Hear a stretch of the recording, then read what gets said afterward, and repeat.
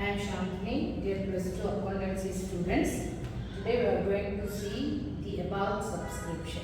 Okay, subscription is the main process for the income and expenditure account. Okay, so I will give some examples related to the subscription. Then we pass to the sum. Okay, for subscription, outstanding subscription. What is outstanding subscriptions? So the amount not yet paid in the current year. Okay, normally என்னெல்லாம் add பண்ணணும் என்னெல்லாம் minus பண்ணணும்ன்றதை நான் சொல்லிடுறேன். Okay, outstanding subscription for the current year. Okay, then advance amount of subscription for the previous year.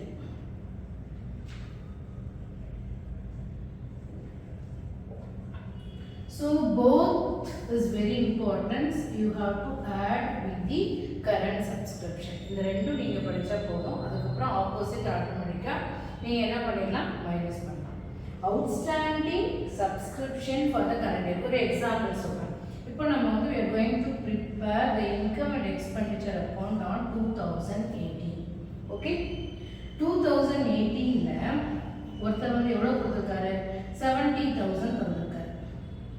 ஆக்சுவலா அவர் எவ்வளவு கொடுக்கணும் 80,000 கொடுக்கணும். Okay, இந்த 80,000 ரூபீஸ்ல 70 ஆல்ரெடி paid. ஓகே, அப்ப ரிமைனிங் எவ்வளோ அந்த வருஷம் 2018 ல 10,000 is the remaining amount. That is called outstanding subscription. Okay, then 2019 advance amount of subscription for the previous year. அப்போ போன வருஷம் இப்போ 2017 ல ஒரு 5,000 that person was paid already as advance. அதாவது இந்த வருஷம் அவர் கொடுக்குற சப்ஸ்கிரிப்ஷனுக்கு போன வருஷமே 5,000 ரூபாய் பே பண்ணிட்டார்.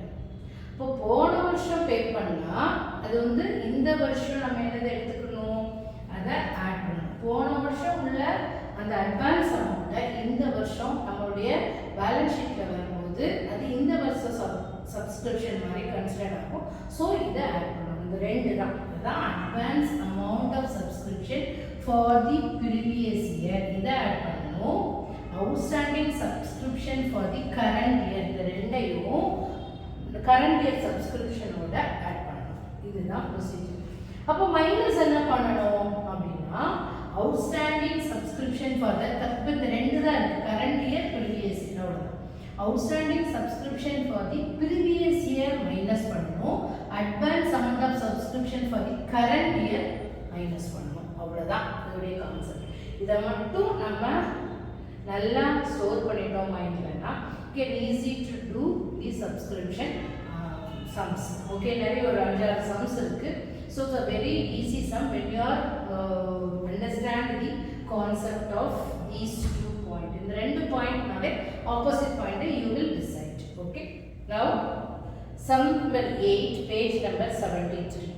From the following receipt and payment account and the additional information given below, calculate the amount of subscription be shown the income and expenditure account for the year end 31st December 2018.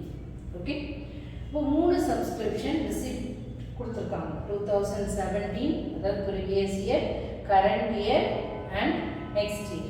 Okay, இப்போ நம்ம இப்போ prepare பண்ண போகிறது எவ்வளோ 2018ல உள்ள income and expenditure statement நம்ம prepare பண்ணுறோம்.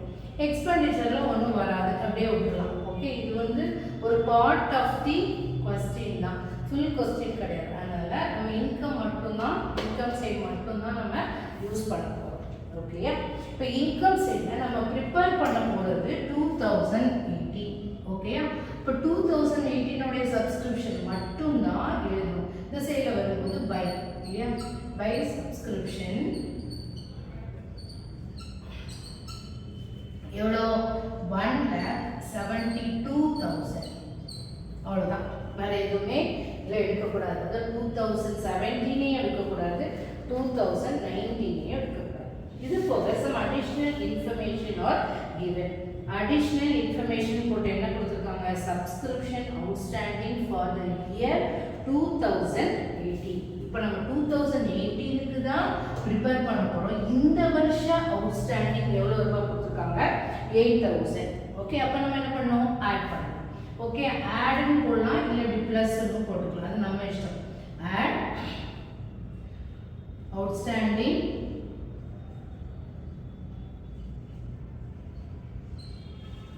outstanding subscription for outstanding ஏதோ 2018.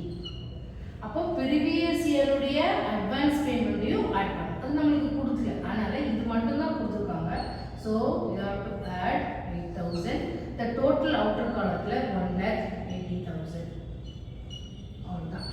இதுல நமக்கு என்ன கேட்டிருக்காங்க? Only you have to prepare the income and expenditure account. அப்படிதான் போட்டுருக்காங்க. நல்ல ஞாபகம் வச்சுக்கோங்க. previous year advance amount ஆட் பண்ணணும், current year outstanding ஆட் பண்ணணும், மீதி எல்லாத்தையும் மைனஸ் பண்ணிட்டோம். Okay, thank you.